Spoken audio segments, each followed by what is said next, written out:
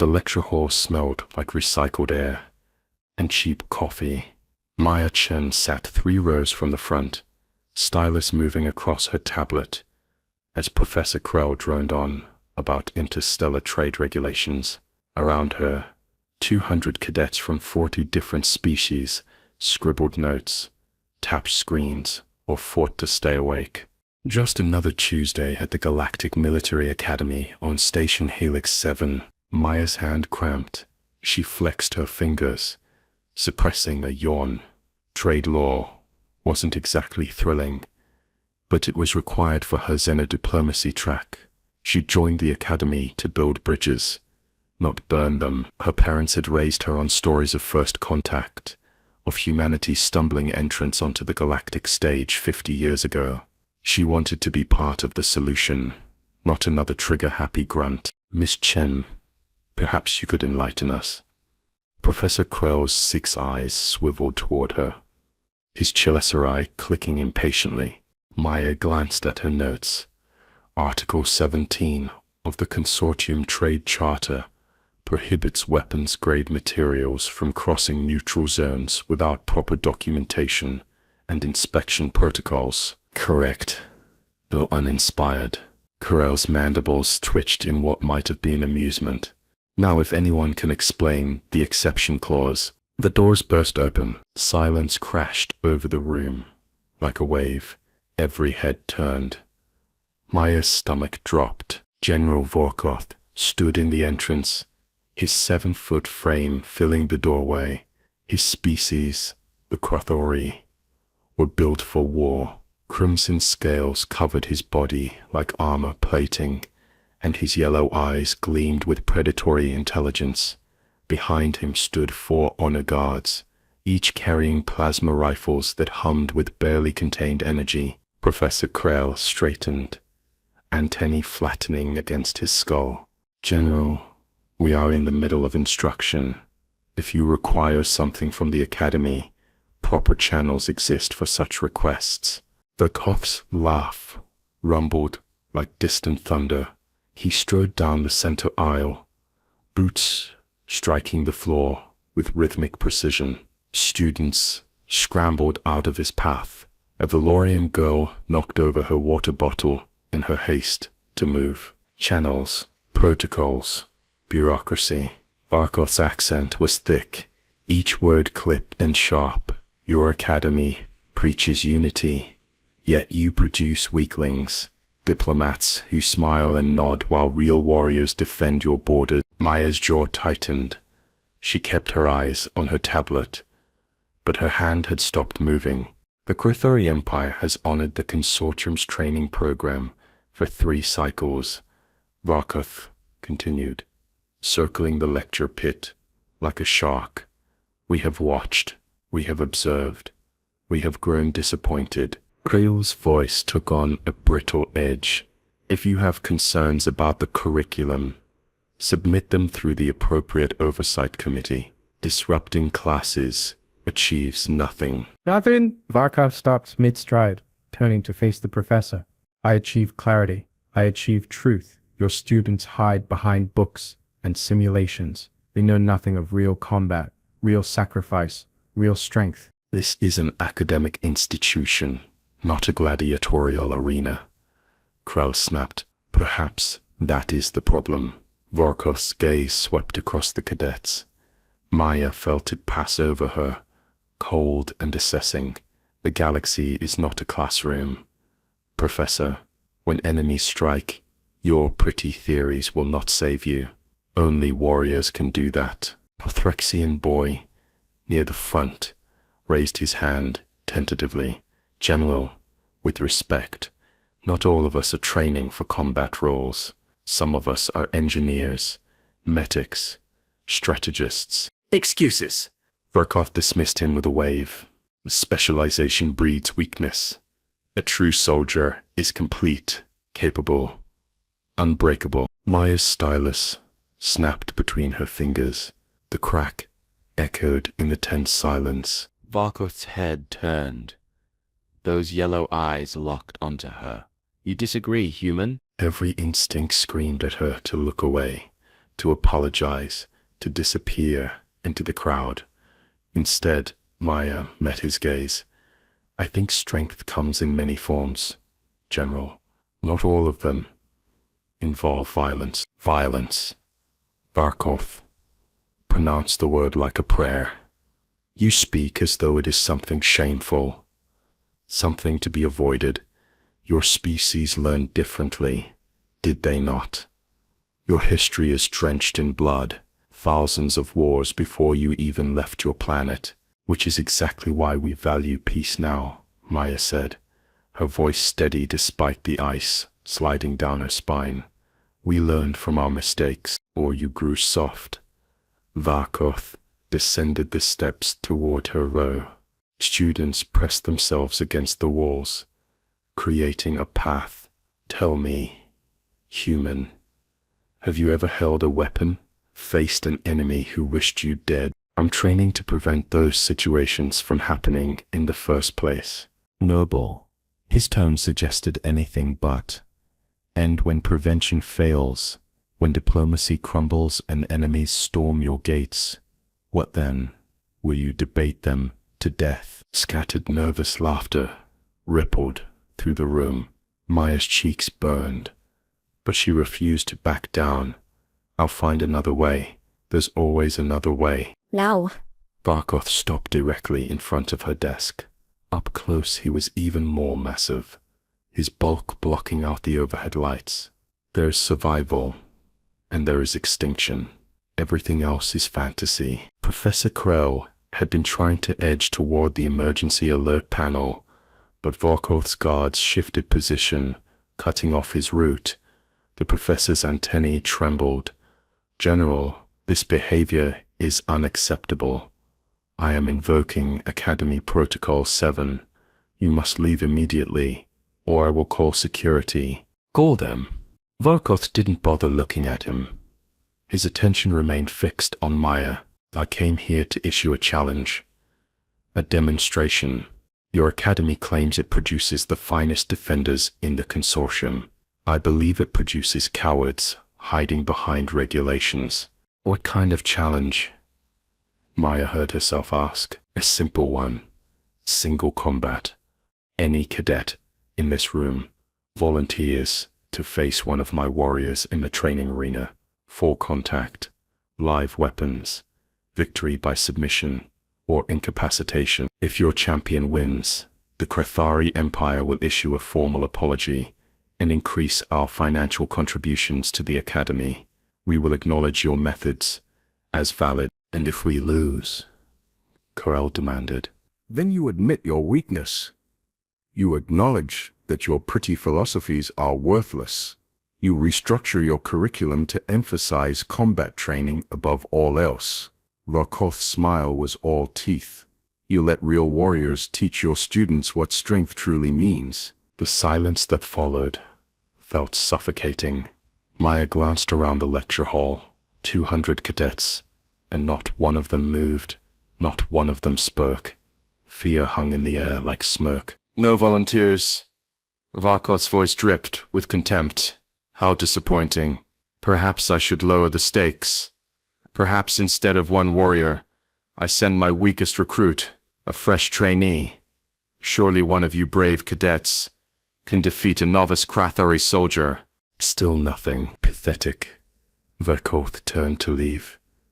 Your academy is a waste of resources. I will recommend to the Consortium Council that humanity's presence here be reconsidered.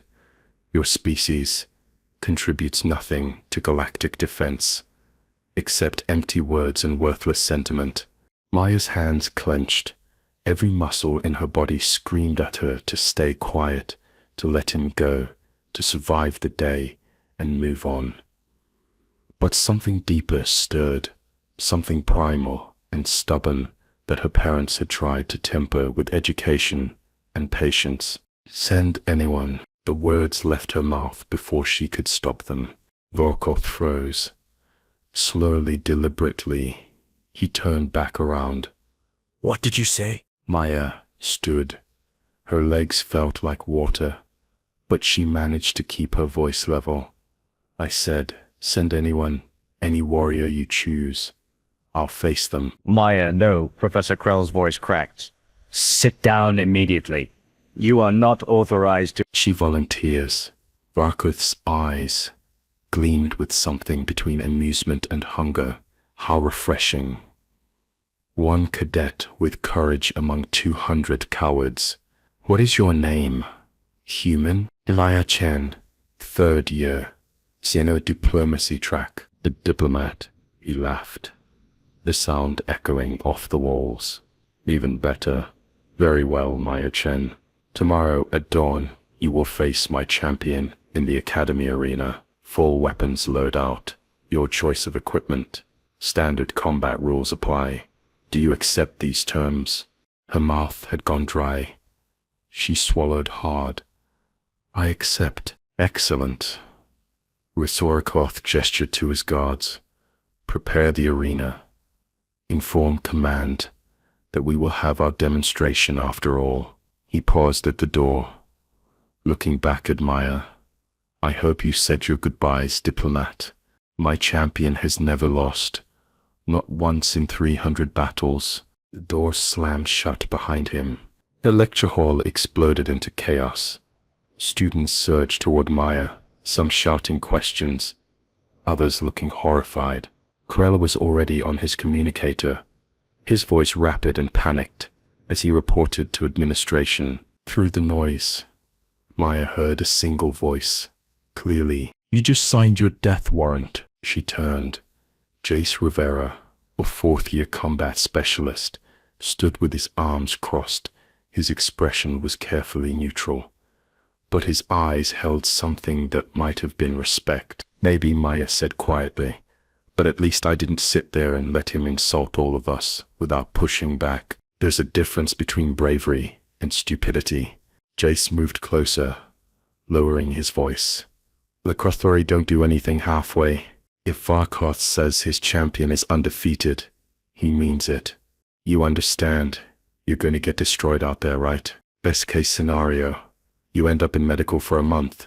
Worst case, you don't end up anywhere. Then, I guess I need to train. In one night, Jace's laugh was bitter. No amount of training is going to prepare you for what's coming. The Krothari are bred for combat, enhanced from birth. Their reflexes, their strength, their endurance, everything about them is optimized for killing. You're a 3rd-year diplomat who probably hasn't fired a weapon since basic wars. Maya didn't argue because he was right. She'd barely scraped through combat fundamentals, focusing instead on negotiation tactics and cultural studies. Her shooting scores were mediocre at best. Her hand-to-hand skills were worse. So what do you suggest? She asked. Jace studied her for a long moment. Something shifted in his expression. Meet me at Training Bay 7 in 1 hour. Bring comfortable clothes and prepare to learn fast. I can't make you a warrior overnight, but maybe I can keep you alive long enough to avoid complete humiliation. Why would you help me? Because somebody needs to wipe that smug look off Varkoth's face. Jace's grin was sharp and fierce, and if a diplomat is crazy enough to try, the least I can do is make sure you go down swinging. The next hour crawled by like molasses. Maya sat through the remainder of the lecture in a daze, Professor Krell's words washing over her without meaning. When the session finally ended, students mobbed her with questions, advice, and warnings. Most thought she was insane. A few looked at her like she'd grown a second head. One person stayed quiet. Leo Vars, a Silvarin exchange student, waited until the crowd dispersed before approaching. Her skin shimmered with the characteristic blue-silver tone of her species, and her large eyes held depths that seemed ancient despite her youth. That was either the bravest or most foolish thing I have witnessed in my time here, Lara said softly. Her voice had a musical quality that made every word sound like poetry. I am uncertain which Join the club, Maya muttered. May I offer something? Lyra reached into her bag and pulled out a small crystalline object. It pulsed with faint internal light. This is a Sylvaran meditation focus. It will not help you fight, but it may help you center yourself. Clear thinking has won battles that strength could not. Maya accepted the crystal. It was warm to the touch, vibrating with a gentle rhythm. Thank you. Do not thank me yet. Survive tomorrow. Then we will speak of gratitude. Lyra's expression was unreadable. The Quathari respect only power, but power takes many forms. Remember that. Training Bay 7 was empty when Maya arrived. She changed quickly, pulling on the standard academy workout gear. Her reflection in the mirrored wall showed a woman who looked far too small, too soft, too ordinary to face a Quathari warrior. Stop psyching yourself out. She spun. Jace had entered silently, carrying 2 practice blades and a datapad. He tossed one of the blades to her. She caught it awkwardly. First lesson, he said. Confidence. If you walk into that arena looking like a victim, you'll be treated like one. Vorkoth's champion will read your body language. They'll know where you're weak before the fight even starts. I am weak, Maya said bluntly. Compared to a Quathari warrior, I'm basically a child. Wrong. Jace activated his blade, the training edge glowing blue. Or different. There's a gap between weak and different. Humans survived on a death world. Our ancestors fought predators with nothing but sharp rocks and bad attitudes. That instinct is still in you. We just need to wake it up. For the next several hours, Jace drilled her relentlessly, not in complex techniques or flashy moves, but in fundamentals, footwork, balance, breathing, how to fall without breaking bones, how to roll with impacts instead of taking them head on, how to recognize openings and exploit them. Quathari are strong, but strength has limits, Jace explained, as Maya struggled through her 100th dodge drill.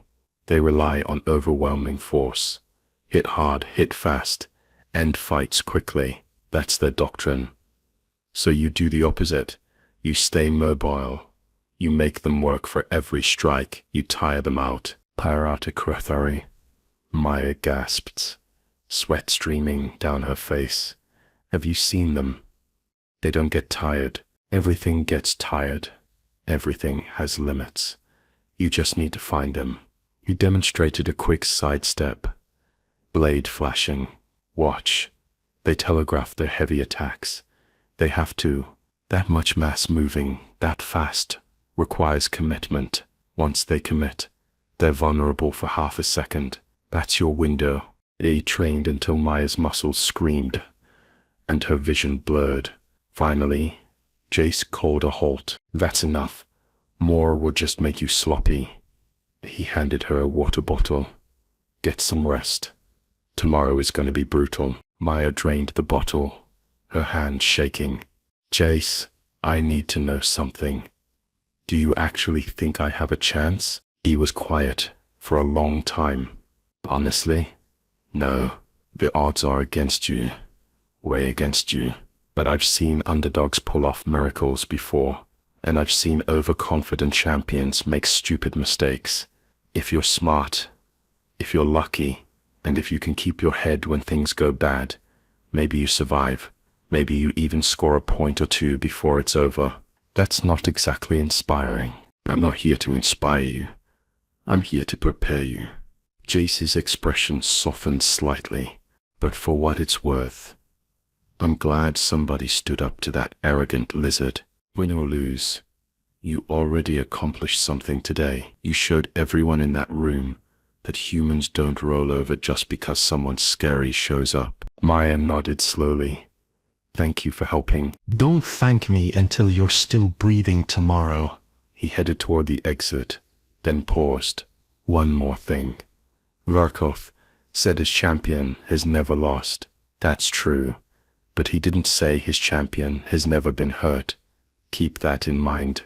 Sleep refused to come. Maya lay in her quarters, staring at the ceiling, running through everything Jace had taught her. Footwork, breathing. Watch for the telegraph. Exploit the commitment.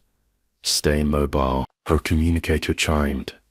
A message from her parents, light years away, on Earth. They'd heard somehow. Their words were worried, loving, supportive. They believed in her. They were proud of her courage. She didn't answer.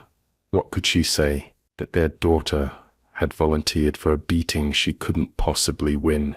That pride wouldn't heal broken bones. Dawn came too quickly. Maya, dressed in the standard combat gear Jace had left for her, light armor plates, over flexible mesh, boots with magnetic grips, a utility belt with a handful of tools she barely knew how to use. She selected her weapon carefully, a mid-weight plasma blade, balanced for speed rather than power. The walk to the arena felt like a funeral march. Crowds had gathered despite the early hour. Word had spread through the academy like wildfire. Maya spotted Professor Krell in the stands, looking pale and anxious. Lyra sat nearby, her expression serene. Jace stood at the arena entrance, arms crossed. "Ready?" he asked quietly. "Oh, good. Fear keeps you sharp." He grabbed her shoulder briefly. "Remember everything. Stay alive. That's the only goal that matters." The arena doors opened. Maya stepped into the combat circle. The ground was hard-packed earth, mixed with synthetic material, designed to absorb blood. Overhead, force fields shimmered, containing the space. Weapon racks lined the walls, offering backup options if her blade failed. Across the arena, another door opened. Volkoth strode out first, his honor guard flanking him. He moved to the observation platform, satisfaction radiating from every gesture. Then came the champion. Maya's breath caught. She'd expected another Krethari, someone like Volkoth, massive and intimidating. Instead, the figure that entered was smaller, leaner. Female, she realized, noting the slightly different scale patterns and facial structure, but no less dangerous. The Krethari woman moved with liquid grace, each step controlled and deliberate. Her armor was minimal, just enough to meet regulation standards. Scars marked her exposed scales, telling stories of countless victories. Her eyes locked onto Maya with the focused intensity of a hunter spotting prey. "Combatants, ready positions." The referee's voice boomed through the arena. Maya raised her blade, settling into the stance Jace had drilled into her. Balanced, centered, ready. The Krethari champion simply stood there, weapon lowered, expression almost bored. "Begin." The champion moved, not attacked, not charged, simply moved, closing half the distance between them in 2 strides. Maya backpedaled, trying to maintain space. The champion followed at the same pace, matching her movements perfectly. Testing me, Maya realized, watching how I react. She tried a probing strike, a quick thrust aimed at center mass. The champion deflected it with minimal effort, her blade moving just enough to redirect the attack. No counterattack followed. More testing. Maya circled left. The champion mirrored her. They moved around the arena in a careful dance, neither committing to a real engagement. The crowd murmured with confusion. Then the champion attacked. The strike came from nowhere, impossibly fast. Maya barely got her blade up in time, the impact sending shockwaves through her arms. She stumbled backward, balance compromised. The champion pressed the advantage. 3 strikes in rapid succession, each one perfectly placed to drive Maya further off balance. She blocked 2, The third slipped past her guard and scored a glancing hit on her shoulder armor. Warning lights flashed. Minor damage, not enough to end the fight, but enough to show how outmatched she was. Maya rolled away, creating distance. Her shoulder throbbed. Blood trickled from a shallow cut where the blade's edge had found skin. The champion stood at the center of the arena, waiting, patient. "You fight adequately for a diplomat," she said. Her voice was surprisingly soft, almost kind. "But this is pointless. Submit. Accept defeat. There is no shame in acknowledging superior skill." Maya's jaw tightened. Not happening. Stubborn. A human trait. I have learned. The champion's head tilted slightly. "My name is Krenix. I tell you this because you deserve to know who defeats you. May your ancestors receive you with honor." She attacked again. This time, Maya was ready. She didn't try to block. Instead, she used Jace's training, sidestepping at the last possible moment. Krenix's blade whistled past her face, missing by centimeters. There, the commitment. The half-second vulnerability. Maya struck, her blade flashing toward Krenix's exposed ribs. Krenix twisted, somehow moving fast enough to avoid the attack. Despite her momentum, her counter came instantly, a spinning strike that Maya barely ducked. They separated again, both breathing hard now. Krenix's expression had changed. The boredom was gone, replaced by something sharper, interest. "You have been trained," she acknowledged. "Recently, I think, someone taught you to recognize patterns." Someone smart, Maya agreed. It will not be enough. The next exchange was brutal. Krenix abandoned all pretense of testing and came at Maya with everything, strike after strike, each one powerful enough to shatter bones if it connected cleanly. Maya gave ground, dodging and deflecting frantically. Her arms felt like lead. Her legs screamed with exhaustion, but she stayed upright. She stayed in the fight. Krenix drove her across the arena, backing her toward the wall. Maya's heel hit the barrier. Nowhere left to retreat. The champion's blade came down in a devastating overhead strike. Maya dropped flat. The blade smashed into the force field where her head had been, sending sparks cascading. Maya rolled between Krenix's legs, coming up behind her. She lashed out with her blade, scoring a solid hit on the champion's calf. Krenix roared. Blood welled from the wound, dark against her crimson scales. First blood. The crowd erupted. Maya scrambled away, gasping. She'd hurt the undefeated champion. Actually hurt her.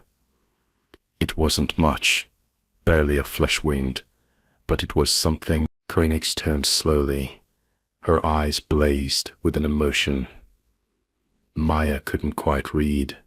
Anger, respect, both impressive. The champion said, "No one has drawn my blood in 6 cycles. You have earned something today. Little diplomat, my full attention." The temperature in the arena seemed to drop. Krenix's entire demeanor shifted. The patient hunter disappeared, replaced by something primal and terrifying. She moved differently now, faster, more aggressive. Her attacks came in combinations Maya couldn't follow. Within seconds, Maya's blade was ripped from her hands. A kick to her stomach sent her sprawling. She tried to rise, but Krenix was already there. Blade pressed to her throat. "Yield," the champion commanded. Maya's mind raced. This was it. She'd lost.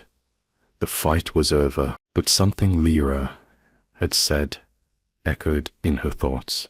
Power takes many forms. "No," Maya rasped. Krenix's eyes narrowed.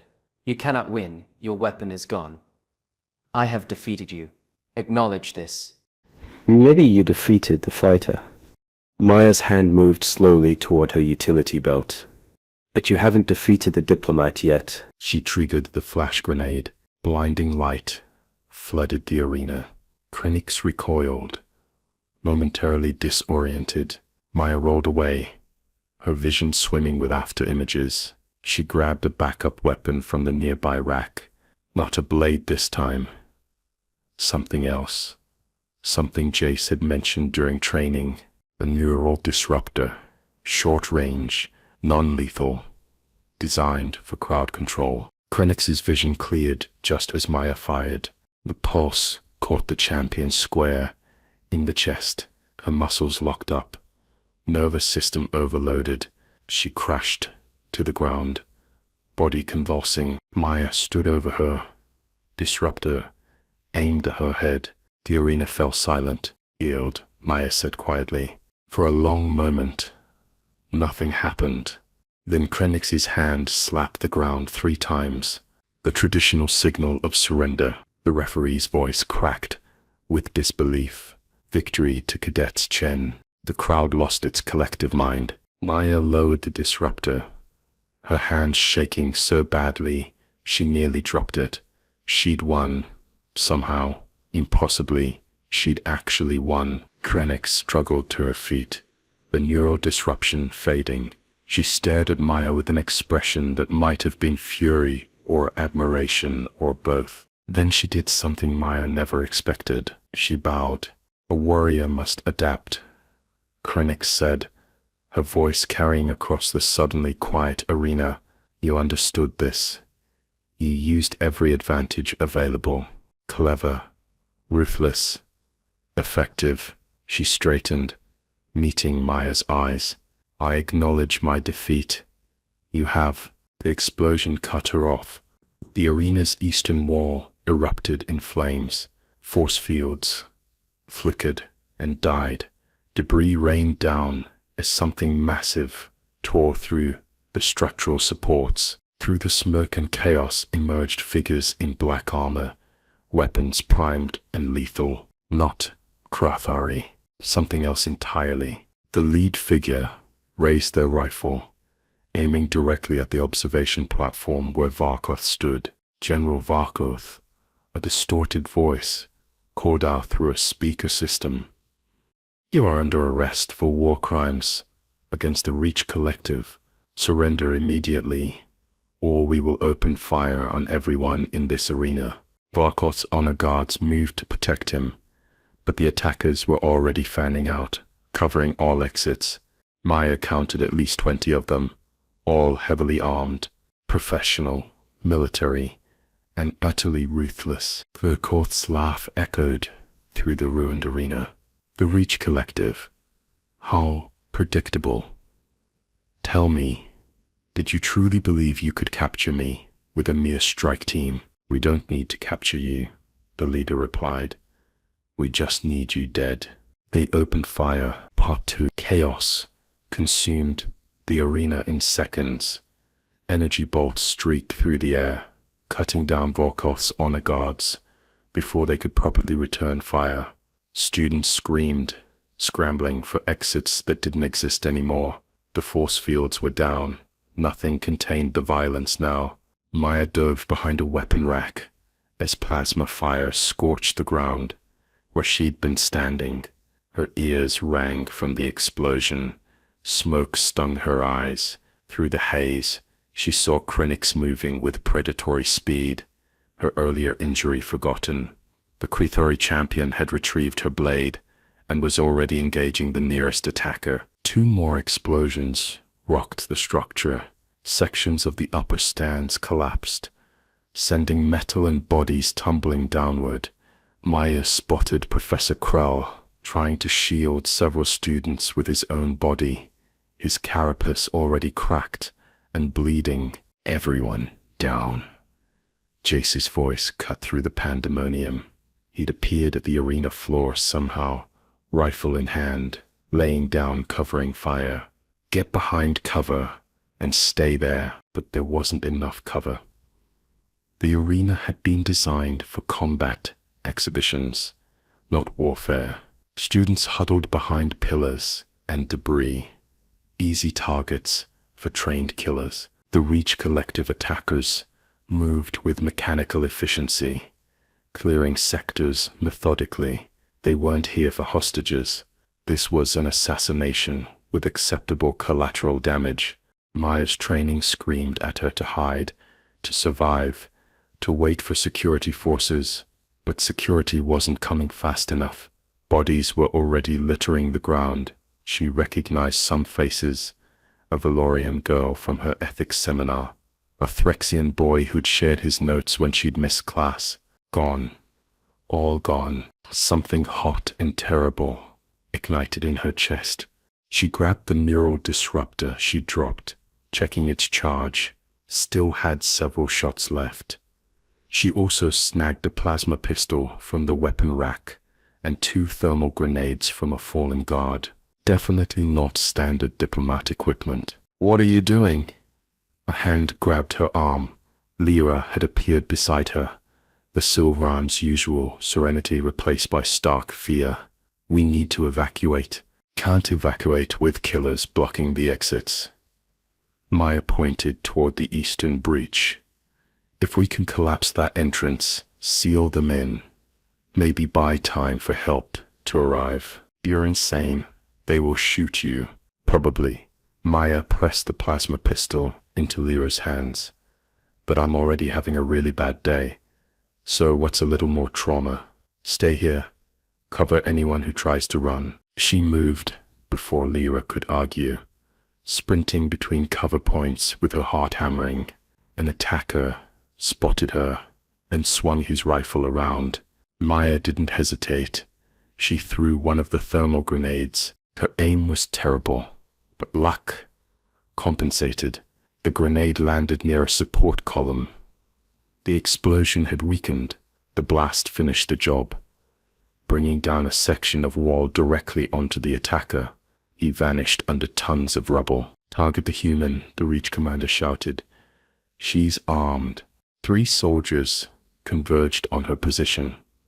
Maya fired the neural disruptor blindly, the pulse catching one of them. He went down convulsing. The other 2 split up, trying to flank her. A blade appeared from nowhere, severing one attacker's weapon arm at the elbow. Krennic materialized like a crimson ghost, her movements so fast Maya barely tracked them. The Krathori champion gutted the second soldier before he could scream. Go! Krennic snapped at Maya, blood dripping from her scales. Collapse the breach. I will handle these insects. Maya ran. The eastern entrance loomed ahead, partially blocked by debris, but still wide enough for reinforcements to enter or for the attackers to escape. She needed to seal it completely. Structural integrity was compromised. She could see where the explosion had fractured support beams. A few more grenades in the right places would bring the whole section down, except she only had 1 grenade left. Looking for these, Jace appeared beside her, breathing hard, his armor scorched. He held a bandolier of explosive charges. Found them on one of their demo guys. Figured you might need them. Maya grabbed the bandolier. Cover me. With pleasure, she moved along the wall, placing charges at key structural points, while Jace laid down suppressing fire. Engineering wasn't her specialty, but she'd taken enough basic classes to understand stress points and load distribution. The arena's builders had designed it to withstand impacts, but only from inside. Hit it from the right angles, externally, and the supports would fold like paper. The plasma bolt burned past her face, close enough to singe hair. Maya didn't stop. She set the last charge and initiated the timer. 30 seconds. Fall back, She shouted. They ran.